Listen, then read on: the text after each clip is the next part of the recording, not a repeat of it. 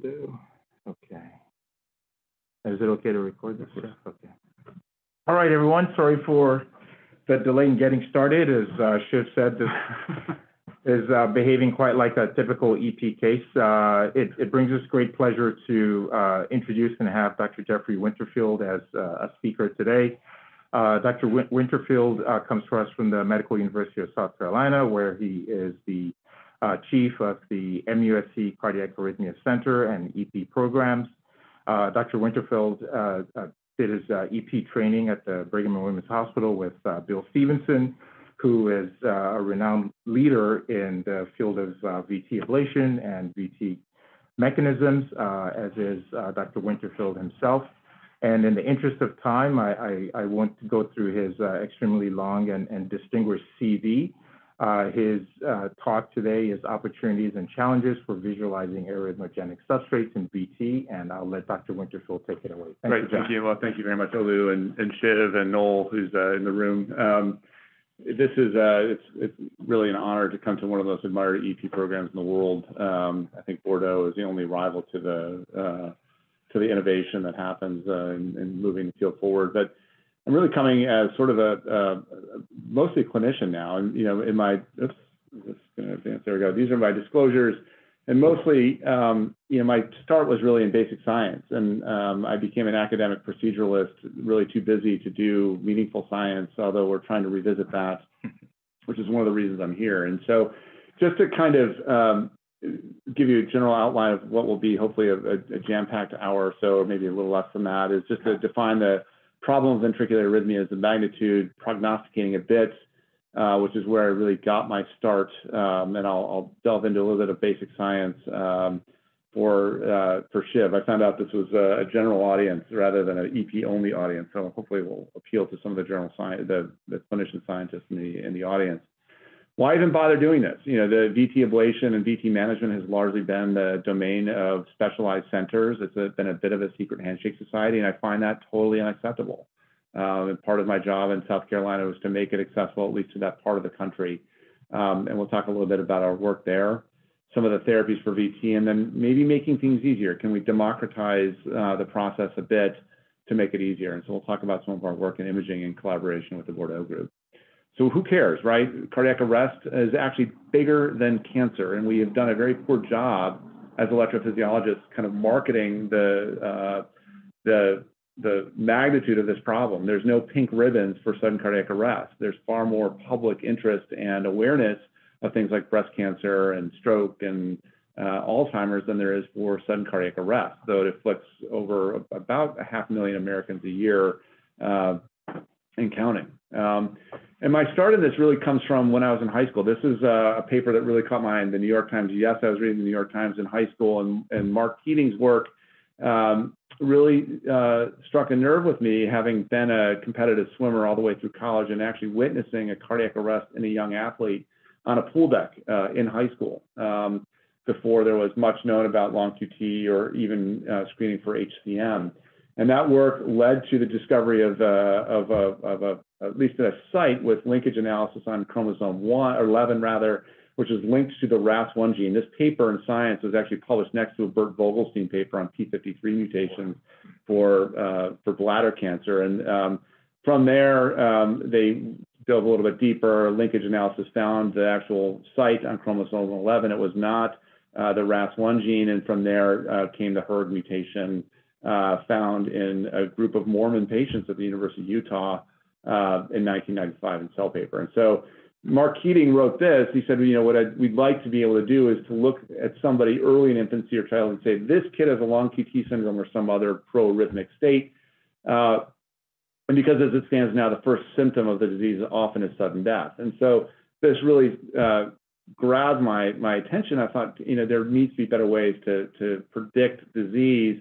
And so from there, I really got my start in ion channel biophysics, just mesmerized by the thermodynamic miracle, really, that they are able to solve this problem of near diffusion limit movement of ions through a lipid moat, but with a high degree of fidelity. That seemed thermodynamically impossible, yet these are the engines, or this is the primary currency of a cardiac arrhythmia. And that tracing on the right was given to me by David Milan, who was one of my mentors in Boston, who studied long QT genetics in zebrafish. And that was actually from a tracing in an ambulance in a patient who had a cardiac arrest in Boston.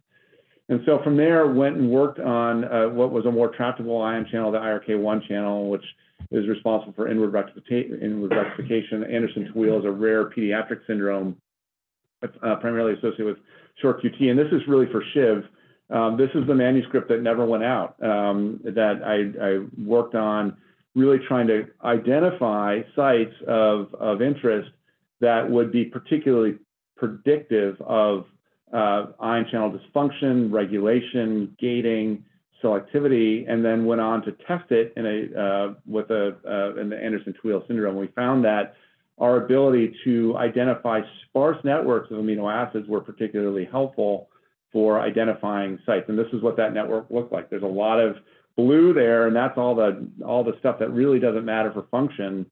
The red and yellow in that heat map is really what co-segregates, and this is sort of that sparse network.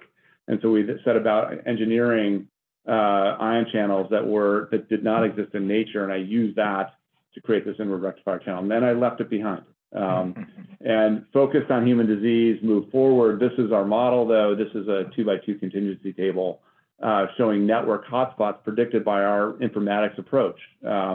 It's basically, for the biochemists in the room, it's a little bit like doing a mutant cycle analysis, which is painstaking and very, very slow and would be impossible to do for a 100 amino acid protein.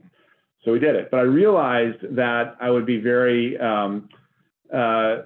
I really wouldn't be doing much for the human condition if I focused on Anderson-Tawil or ion channel diseases primarily, because most sudden death occurring, at least in young people, is associated with structural heart disease. So that that was really an invitation to become a cardiologist and focus on human disease and diseased hearts, structurally diseased hearts, which are certainly distinct. And the canonical arrhythmogenic hearts are HCM and ARVC, which are characterized by myositis array, fibrosis, fibrofatty replacement myocardium, completely distinct from what you observe on the left side with the normal myocardial structure, just the little ion channels that are problematic.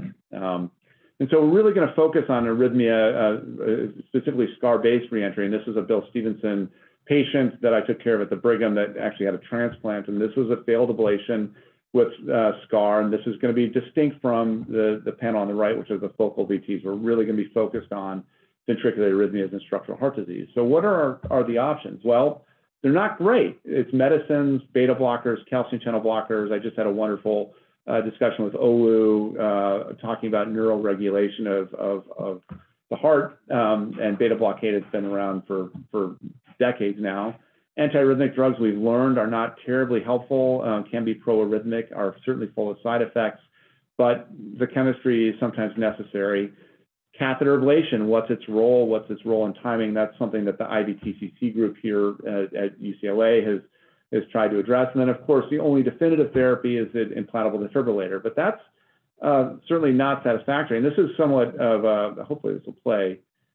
This is a soccer player, pro soccer player, and well, he had a cardiac arrest on the field. He had known HCM and resuscitated on the field. Anthony found here we go. It just came up. So I love this. This shows the power of defibrillation to terminate VT. Here he goes down. They're all going crazy. The coach runs over, gets shocked right there, if you saw that, just jerked a little bit. And he gets up, like nothing happened. So, yeah, that's pretty remarkable, but that is still, not ideal, right? He certainly had a known disease, but with ICD therapy, at least the initial development of it by the group in Baltimore, there's been rapid adoption of that through the 2000s and now into the present era.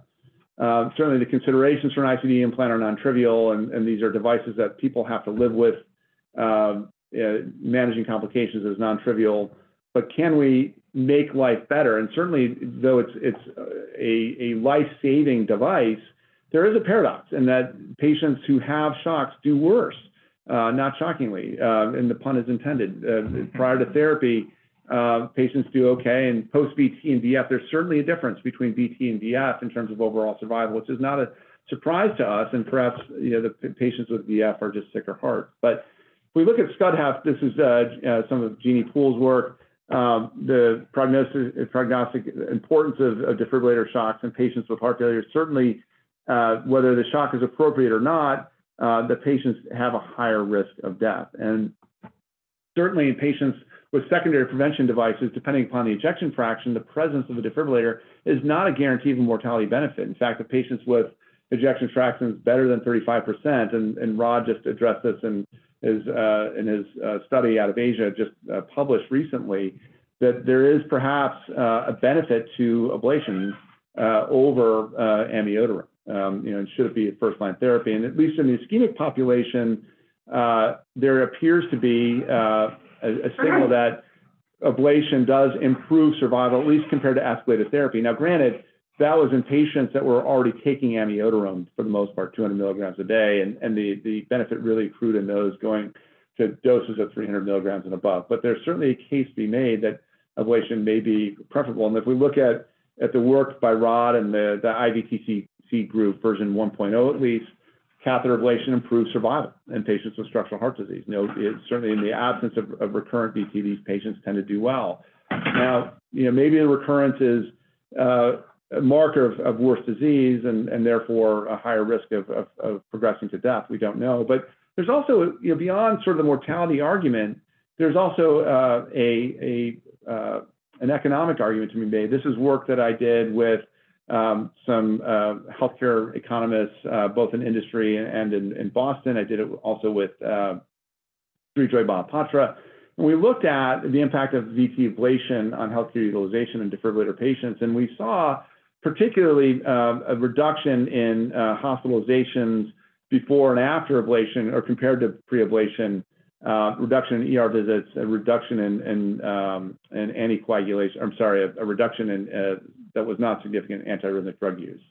And if we look at cost curves, there were certainly skyrocketing costs for these VT patients leading up to their ablation. So this is a look at the 365 days before and after catheter ablation, and you see a curve that's it's rising, but then there's a steep incline for total medical expenditures, hospitalizations, and ER visits leading up to the day of the ablation, and then it continues to rise. They're certainly still using healthcare, so there's a continued accrual cost, but it doesn't rise as rapidly. So that certainly makes some sense that, when we see this, the biggest predictor of VT storm is prior VT.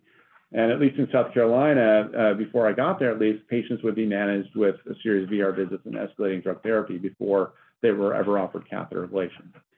How successful is it? Well, acutely and chronically, the numbers aren't too impressive, are they? This is over a range of patients. But at best, we're shooting around 70%, or about 2 in 3 on a good day for acute and chronic success.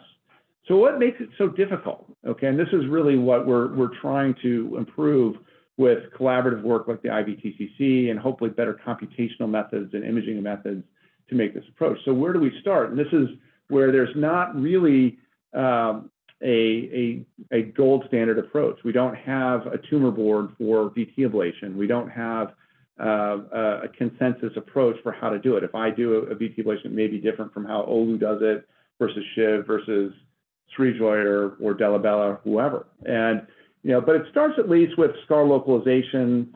There's some very important questions to be asked about what rhythm we map in, whether it's paced or native QRS, which wavefront we use, how do we define the abnormal signals, do we map stable VT or unstable VT, or do we even need to see it? And so, so much of what we know about VT really comes from the foundational work by Alden Harkin, Mark Josephson, and Leonard Horowitz at Penn with the Pennsylvania Peel. And what was so amazing about this is they said, okay, these patients have VT, they have these apical aneurysms. This was in the pre-reperfusion era.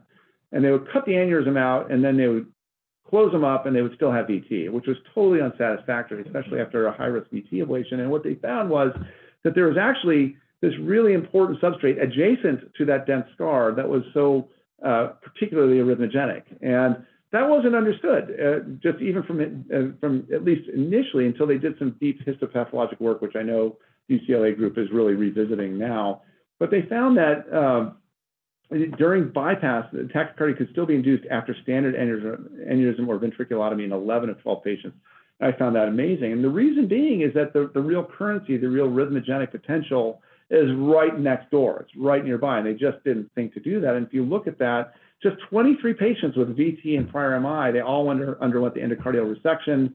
And then with Andrew Witt's group at Columbia, they looked at the histology and the ultrastructure of that tissue and found these interdigitating surviving bundles of myocytes that were uncoupled from one another, and it created this milieu that was particularly helpful for reentry. And when you began to stack all those slices, microscopic slices together, you see this very rich and complicated three-dimensional structure, which we almost miss entirely, by the way, when we map VT with current methods, because we're really just taking a planar approach. We're mapping an endocardial surface and an epicardial surface, and we're really trying to discern what's in between. And I know Rod and others have done some nice work describing VT in 3 dimensions. But let's get back to first principles. I love cellular electrophysiology. I was trained as a cellular electrophysiologist, and my initial paper was to find areas of commonality. We found a common site for gating modulation and voltage gated channels.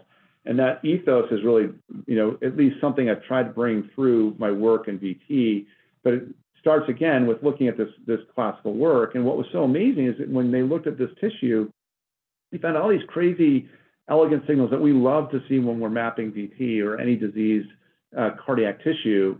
And what was also notable is in these areas of slow conduction, this is an isochronal map, and they looked at the action potentials. They actually looked pretty good. There wasn't a lot of shortenings. There were some minor abnormalities, but the real problem was at the tissue level. And so this then, from that seminal work, the Penn group with the advent of electroanatomic mapping in just 16 patients really defined the workflow that we're still using to this day, defining voltage. It was 16 patients, half ischemic, half non-ischemic, and they derived the normal voltage settings from 6 patients without structural heart disease, and then set about ablating VT just along the scar border with limited linear ablation, which is kind of nuts. And this is the VT survival. They did a pretty good job, and this is from there extended our understanding the Pennsylvania peel to understanding the border zone, and it turns out most of the VT clusters around the border zone of the scar. But look how huge that scar is. And I look at this paper; it's a classical paper from Atul Verma. And it really bugs me that they say, okay, we ablated there, and they did pretty well with VT, and that it certainly makes sense. We know this, but there's a whole lot left. What do we do with that information? I don't know the answer to that. There's, Shiv and the UCLA group have done a marvelous job with high-density mapping. We've gotten some more insights from high-density mapping and from, I would call, functional substrate mapping. But there's other approaches, too. In the classical approaches, we can't ignore pace mapping. Marilyn Esri was faculty at Loyola when I was junior faculty there. She was at the VA, and just 34 patients came up with some of the 18-segment model plots for classical VT. I don't really have the time to memorize that. This is just how I localize VT, thanks to Bill Stevenson. And this is really for the general cardiology group in the audience, but it's really not much of a mystery. We localize really by starting at the precordial leads, V1, and if it's a left bundle morphology, we know it's septal or RV. If it's right bundle, we know it's in the LV. And then we just look at the inferior leads. If it's negative in the inferior leads, it's coming from the bottom of the heart. If it's positive in the inferior leads, it's coming from somewhere up above. And then we can look at the precordial transitions, and that helps us get a sense of apex to base. So what's the classical approach then? And this is the way I was trained by Bill Stevenson and Usha Tedrow and all my heroes. And this isn't a bad way to go. And this is how probably most people do it, at least when they started out. But is it even relevant now? I don't know the answer to that. But we identify scar, we find exit regions by pace mapping. Rod is now doing stamp mapping, which is a fabulous name for something we've been doing for a while. But it's, we initiate the VT, it's unstable. We take a regional approach maybe and entrain. If we're lucky enough in the 10 to 20% of cases, we can entrain. But what happens if we take a pure trainment approach? It doesn't work so well. And trainment can be low yield. If there's no, at least in this early work from Bill Stevenson in the 2000s, early 2000s, with no isthmuses identified, the VT-free survival was quite poor. If we found an isthmus, they did about what we've published or what's been published before, where there's about a 30% rate of recurrence. So when induction fails, this was the very first VT ablation I did in 2011 as a brand new attending at Loyola after leaving the Brigham. I was a patient sent to my old boss, Dave Wilbur, who is to this day one of my mentors and heroes. A 72-year-old guy, had a big anterior wall MI. He had VT storm, was sent to my boss. Dave said, take care of it. I took care of it. It was not inducible. We all high-fived. He went home and had more VT 3 days later. And the referring was understandably upset with Dave. Dave said, you're going to get back in there. You're going to do this. You're going to map every late potential you find. But that beset a number of questions. How do we identify late potentials? What catheter do we use? This is a point-by-point map made with a Noga catheter with 2-1-1 spacing. It took about an hour and a half to make that map and another couple hours to ablate all those sites. Do we even need to see the VT? So, the induction doesn't really work. If it does fail, if we're not able to find an isthmus, it doesn't really help us. This is Baruezo's group that published in 48 consecutive patients with a mix of substrates, no induction. They just did substrate guided ablation first, and the event-free survival is essentially the same with just shorter procedures. So maybe it's shorter procedure that's just as safe and just as effective as the way to go. But it still opens up this question of what's the best way to go? Is it precision warfare or shock and awe? And I was trained in the sort of precision warfare approach by Bill. We want to be very selective. Or do we take a Natali approach, which is not a bad way to go, just ablate all the scar if you can see the scar? And that's an open-ended question.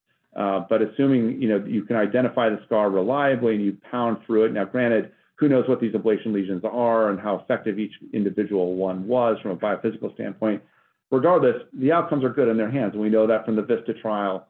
Clinical VT ablation alone does not do as well as a substrate-based ablation. So that sets up a few different ways of doing this. And I'm not here to tell you what way is the best. That's not really the question. Maybe that could be answered with IVTCC if the data can get that granular. But the optimal procedural success involves a combination of mapping skills and ablation skills. And so what's the best way to go? I'm puzzled by this. The same scar, we get different looks. And this is very elegant animal work done by a lot of Anter and Corey Chabron when Corey was up at the BI.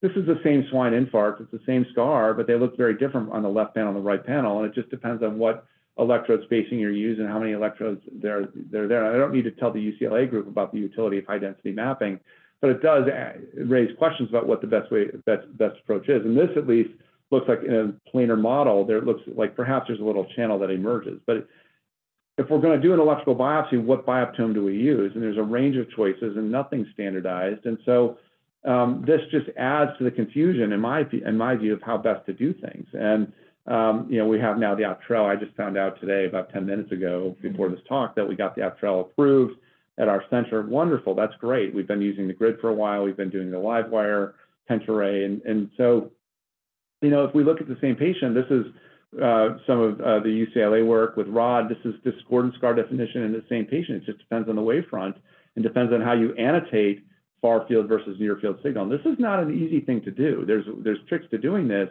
but they're time consuming, and my brain may look at something and say something entirely different from what Ove says or what Noel says when they look at these maps. And that's a problematic thing. It still makes this a very selective procedure for a few people that have a lot of experience. And to make things even more confusing, depending on the wavefront, you may get different maps. And this is Rod's nice work, and it really made an impression on me. This is scar on the right, but with isochronal late activation mapping, a surrogate for looking at slow conduction. That's really the currency we're looking for. The arrhythmogenic potential is the slow conduction zone. We can define it with isochronal late activation mapping, again, an approach that this center knows all too well.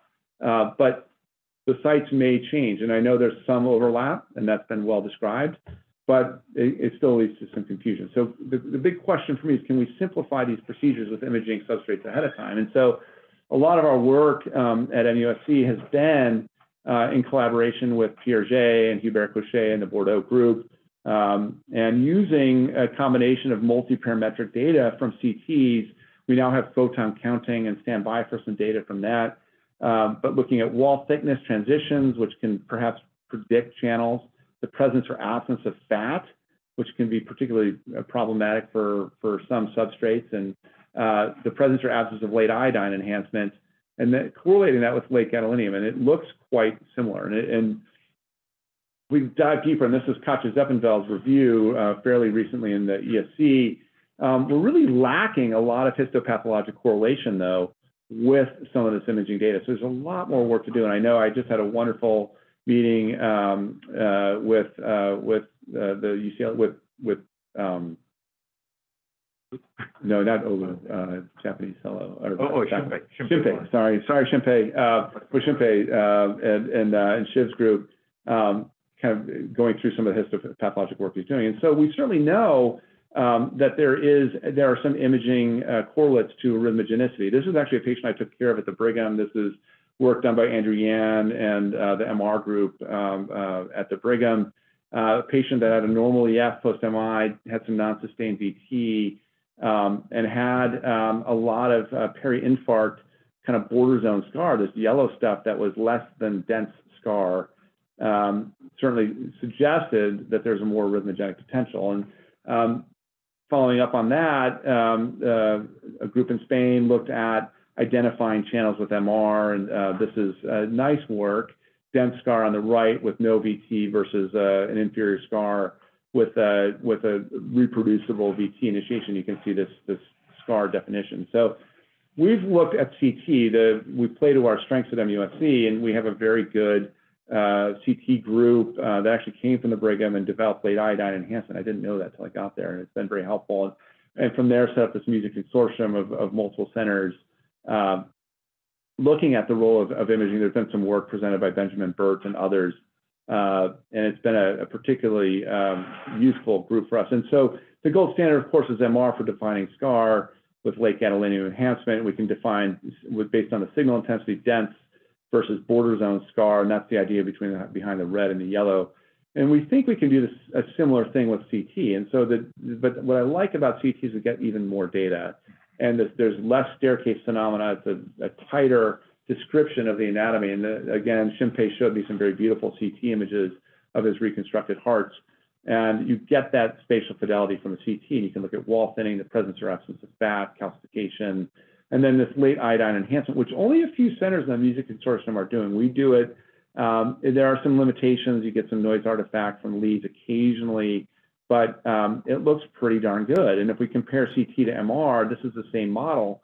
They look superimposable. So that's pretty reassuring. And so this was an index case. This was actually the first patient we did several years ago when I got to MUSC with substrate registration. It's a separate discussion entirely. And when I've given this talk at Penn, Dave Callens and others are very critical, understandably and reasonably, that correlating anatomy from a CT to an electron map is actually challenging because of the registration artifacts, which can be substantial, up to a few millimeters. But this is a 64-year-old who had an inferior wall MI. This is late iodine on the right, all pink, and you don't get much information. It just says it's kind of binary. Yes, scar is there.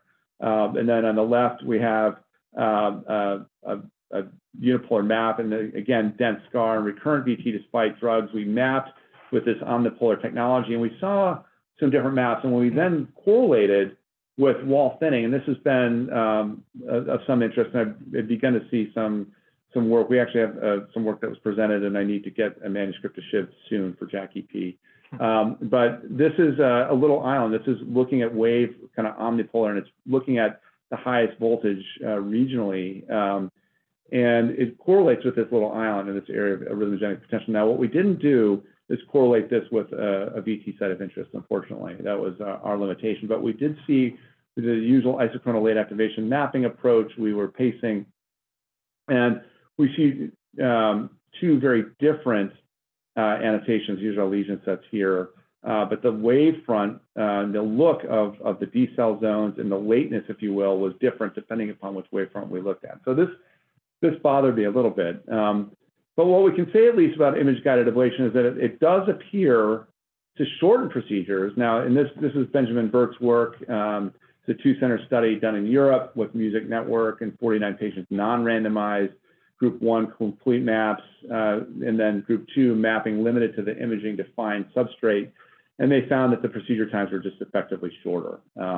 with really no difference in outcomes between the two in terms of event-free survival. So perhaps there's something there, but it sure would be nice to correlate arrhythmogenic potential to what we find on these images, okay, and to really make it, to prove something. So now can we refine our understanding of substrates, okay? And this was a case that we did fairly early on at MUSC. It was sent to me by a really great referring of ours up in Myrtle Beach, who's a very skilled electrophysiologist actually, but just says, I do not want to do VT. I'm going to send them down to MUSC. And this was an ischemic. The guy had a CABG and a prior MI even, and was labeled an ischemic. Came down, we did this Bordeaux imaging or in-heart imaging, and we found this wall thinning in an area that we thought was related to the infarct area. It was a circumflex territory infarct. You can see this OM kind of subtending that area. And then with late iodine enhancement, we saw something discordant. We saw this scar sitting kind of the LV osteo region extending from the septum to the anterior mitral annulus, just underneath the left, the LV summit area, if you will. And this is the raw data on the left. And that was really intriguing. And then I thought, we actually ablated the VT, and the VT was coming from that LV osteo region.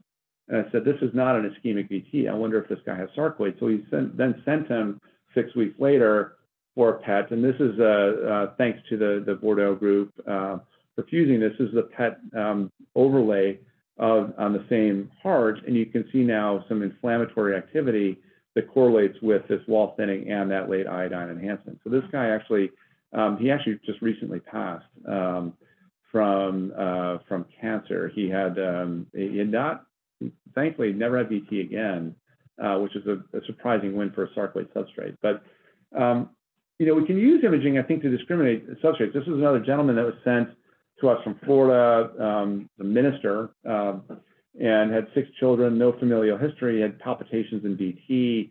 He got the usual workup down in Florida, got a cath, had no obstructive coronary disease, had a big RV on an echo. The MR showed a dilated right ventricle with some wall motion abnormalities, but it certainly smelled like an ARVD case. And this was his presenting ECG. He had a defibrillator, and at that point, he was atrially paced. If we blow it up, you see these very beautiful epsilon waves and T wave inversions. And so certainly meeting several criteria now by the 2010 criteria for ARVC. And he had this unusual left bundle VT.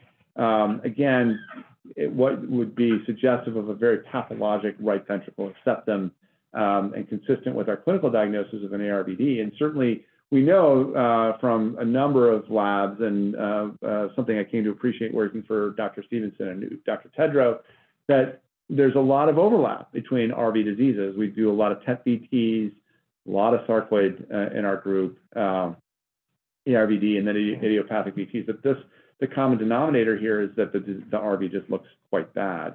And so we ablated this VT, have these beautiful maps, characteristic tricuspid annular VT coming from the lateral inferior RV, ablated, terminated, couldn't induce, and we all high-fived and felt great. But were we done? And it really bothered me, though, that there was no family history. And so, what next? And, could we send genetic testing? Well, there's no family history based upon this analysis, pedigree analysis. So we then went on to actually do biopsy. We know that there is some overlap. This was actually a paper that we published in collaboration with Jeff Saffitz when I was still at the Brigham. I was a senior fellow at this point. And we found some evidence, at least, and that there was a sarcoid overlay or mimic of ARVC. And Bill Stevenson and Bruce Copeland described this in a heart rhythm paper now almost 20 years ago. The VTs look like sarcoid look like ARVD VTs. You have all these left bundle, mostly superior mixed axis VTs. And so we took the patient for a PET scan and found a perfusion defect with FDG uptake in the basal septum. So consistent, at least, or suggestive of sarcoid. And actually, the biopsy, which I'm not showing, showed that. But how do we define that? Is better imaging the approach? And the problem is that there's certainly protein manifestations of sarcoid on cardiac MRI. I kind of chuckle a little bit when our radiology group will read an MR and there'll be patchy scar, and they say, no, it's myocarditis, but it's not sarcoid. I'm like, well, they're the same. I mean, myocarditis is, or sarcoid is myocarditis, at least in the Venn diagram. And I'm not aware of any specific pattern for sarcoid. There are some that look, I'm not convinced there's any characteristic approach. And these are all confirmed sarcoid patients in this beautiful paper by Patel. So this is if we look at with multiparametric imaging now with the Bordeaux CT, can we get different substrates? And so this is a patient with suspected sarcoid with VT. We had wall thinning in the arterial phase, and we see this sort of patchy wall thinning, kind of mid-ventricular and apical, and there's some stuff always up by the valve. It's a big ventricle. Here's your phrenic nerve, which is helpful for defining areas to avoid in addition to the coronaries. Here's our late iodine enhancement. I don't have dense scar. This was before we could discriminate dense from non-dense scar. But this is, it's a much broader scar area, certainly than would be indicated based upon the wall thinning. And so it makes you worry that VT could really be lurking anywhere, perhaps in this area. But we went epicardial, and we had imaging integrated with electroanatomic map. Here's our phrenic nerve. Here's that area of scar, really correlating very nicely with those areas of wall thinning.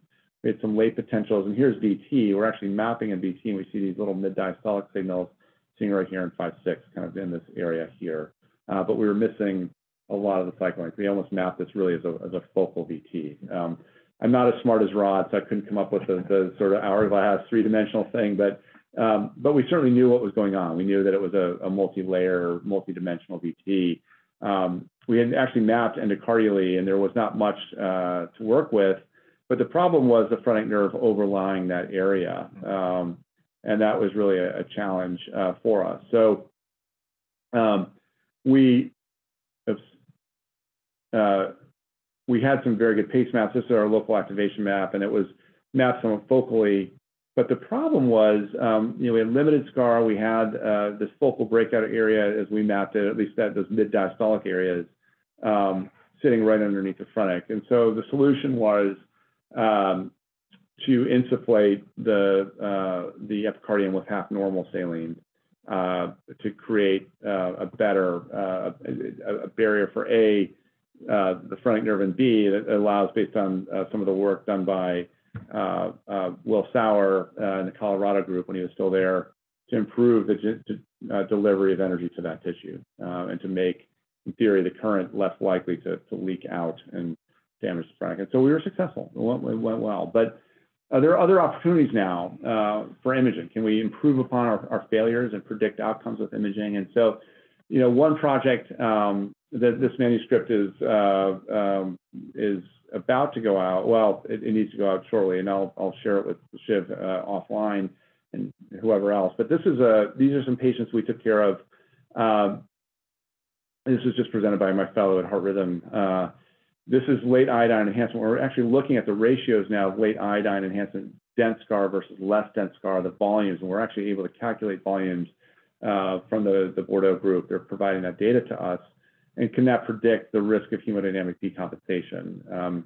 And in collaboration with Pasquale Santangeli, we've come up with this sort of modified Paynes 2D score instead of the Paynes D score, which has been used to predict decompensation. And we did this with a univariate analysis and adding a scar volume of 37.5 cc's, dense scar volume, to this score. And it's what we think, and again, the data needs to be fleshed out more. And I think this might be an opportunity for IVTCC in a multi-center group. Is there some, is that cutoff A correct? And B, is it more predictive of hemodynamic decompensation in the non-ischemic population? Because really this works in patients with pulmonary disease and the ischemic substrates.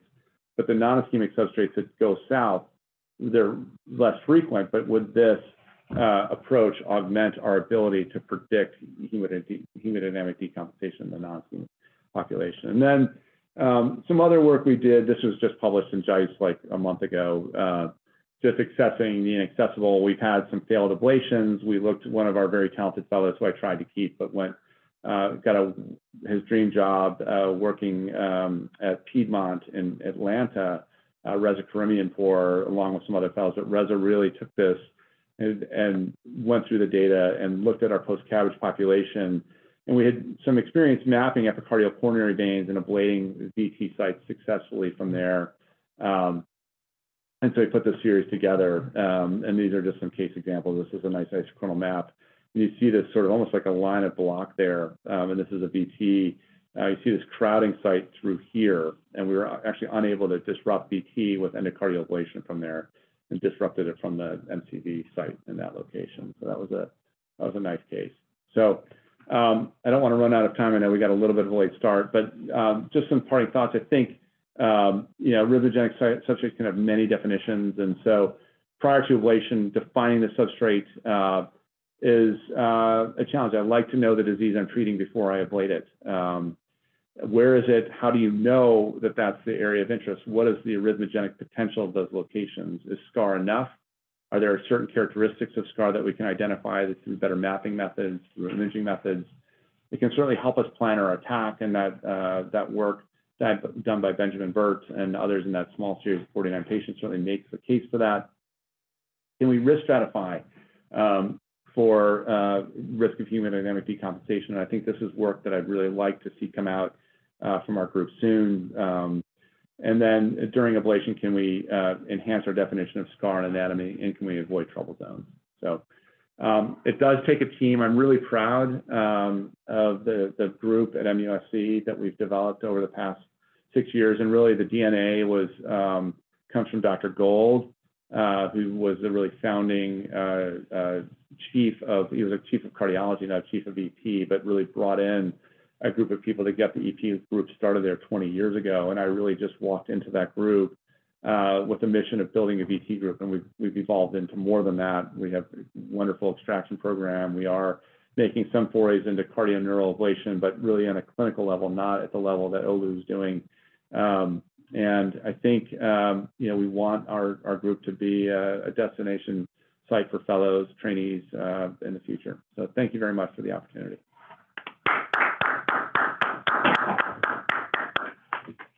Jeff, that was masterful. I will sort of open this up now for questions. Let me start by asking the first question, which relates to what you do after you define very nicely the substrate. So you got all this imaging. You had a slide early on where you showed Atul Verma's paper where they sort of had this very extensive border zone, but only ablated a certain focal site. And my question to you is, if you define in 3 dimensions a very complex scar, we still have the hurdle of how much ablation to do, where to ablate. And I'm wondering what the key missing piece there is. Is it metabolic substrate? Is it, certain behavior of the cardiomyocytes? Is it ion channel related? I'm just curious if you had any thoughts about what that next step then is after you very nicely define this complex 3D structure of the border zone and scar. I mean, I think the holy grail to me, and of course I work at MUSC with Mike Zile, and that's a very intense fibrosis group. They're studying heart failure, preserved ejection fraction, and just garden variety DCM. But I do wonder if there are ways, well, I think about 2 things really. One, the substrate itself, the myocytes, and the interaction between myocytes and fibroblasts, and the overlay of a fibrotic disease process, for lack of a better term, to that area, and shutting that down.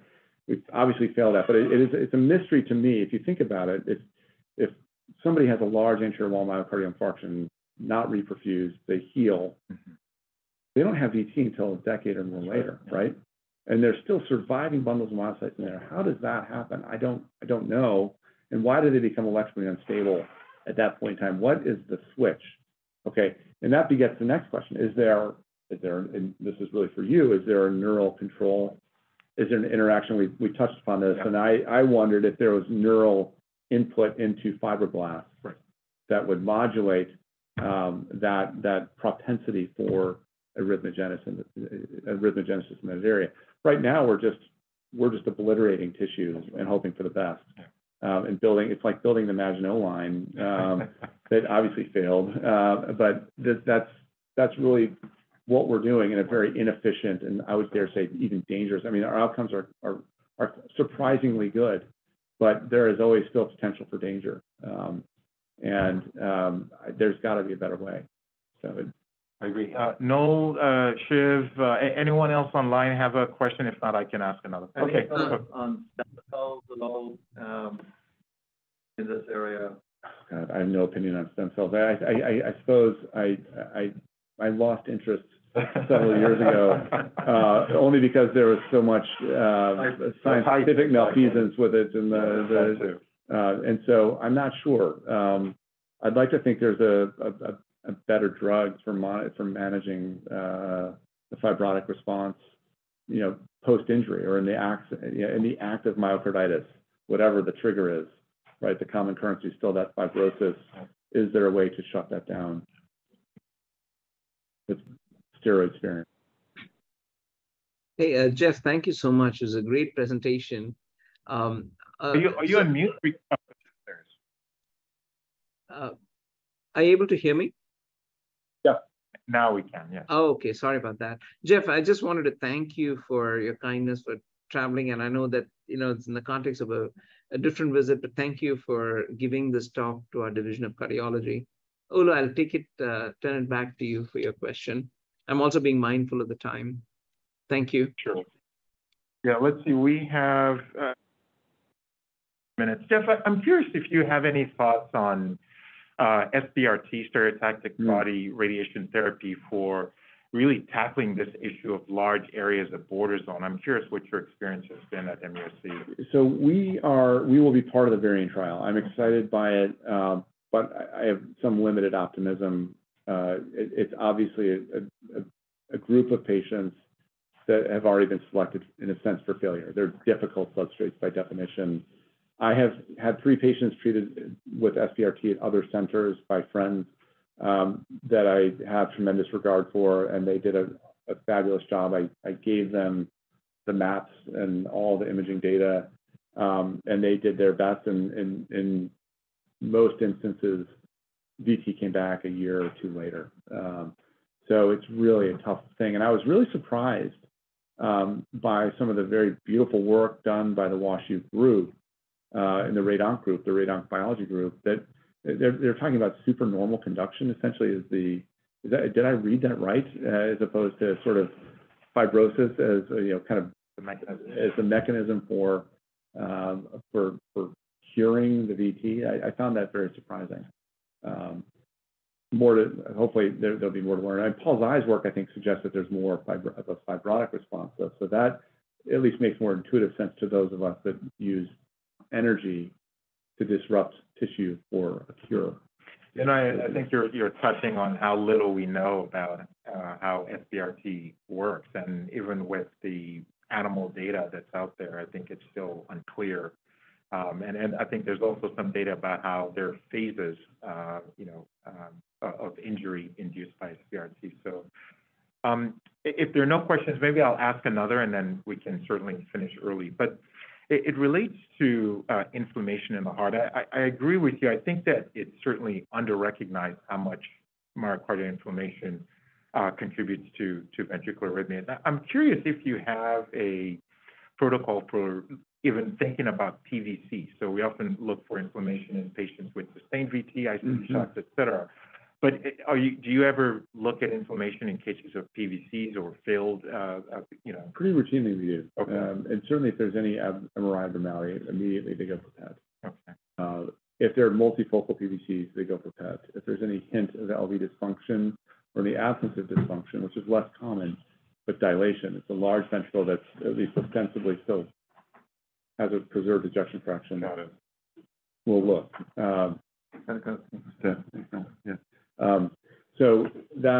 But we do routinely look. I know DJ and his group have looked into that, and it's hiding in plain sight. It's much more common than I think previously appreciated. There's certainly a lot, and we have a theory in our own group. We're working on. There's another manuscript looking at differences in arrhythmogenic outcomes in the sarcoid, at least the inflamed population that presents primarily with PVC versus VT. We think there are differences in terms of heart failure outcomes, survival, transplant-free survival, response to steroid-sparing agents, So there's some exciting work, and we have, on this slide, I neglected to add my device team, which I regret, and some of the heart failure group that has really been my partners, Ryan Tedford, Brian Houston, and others. They've really been a great. We have a weekly meeting of the Sarcoid Working Group that includes myself and EP, a few of the heart failure physicians, Jan Griffin, Brian Houston, Rick Rissmiller, who's a pulmonary physician, Ennis James, who came from VCU as a pulmonary physician, and then the imaging cardiologist. And we review PET, CT, MR in clinical cases, and we'll have discussions. And there are real discussions about, do we ablate, do we treat? And it's really been a marvelous group to be a part of. That's outstanding. Let me see if there are any other questions from the audience. I think should we look